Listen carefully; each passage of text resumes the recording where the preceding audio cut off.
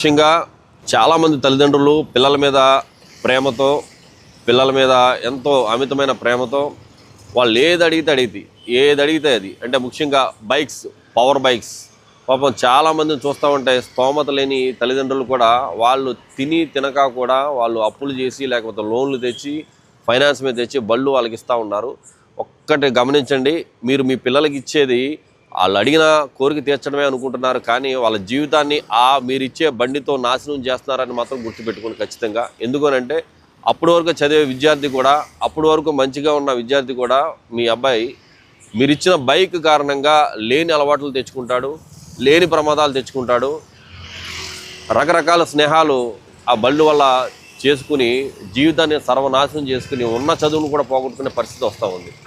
ప్రమాదాలు చూస్తూ ఉంటే బైకుల మీద, పవర్ బైక్స్ మీద జరిగే ప్రమాదాలు రోజు రోజుకి పెరుగుతూ ఉన్నాయి. వాళ్ళకి డ్రైవింగ్ లైసెన్స్ ఉండదు, హెల్మెట్ ఉండదు, ఓవర్ స్పీడ్ వెళ్తారు, త్రిబుల్ రైడింగ్ చేస్తారు, వన్ వేలో వెళ్ళిపోతూ ఉంటారు, రాంగ్ వేలో వెళ్ళిపోతూ ఉంటారు. అనేకమైన వైలేషన్స్ అన్నీ కూడా యూత్ ఆ బైక్స్ వచ్చిన దగ్గర నుంచి చేయాలనిపిస్తూ ఉంటుంది. ఒక పని మనం ఒక మంచి కొత్త బట్టలు వేసుకున్నప్పుడు ఎక్కడ పడితే అక్కడ కూర్చోవడానికి మనం ఆలోచిస్తాం. ఎందుకు అనంటే బట్టలు మార్చిపోతాయేమో అని చెప్పేసి.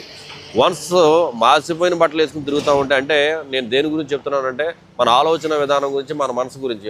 మన ఆలోచన విధానం ఆల్రెడీ పొల్యూట్ అయిపోతే మనం తప్పు చేయడానికి మనం సిద్ధపడిపోయి తప్పుల్లోకి మనం వెళ్ళిపోతే అదే తప్పుని కంటిన్యూ చేస్తారు తప్ప ఆ తప్పు నుంచి వెనక్కి రావడానికి సరిదిద్దుకోవడానికి ప్రయత్నం చేయరు.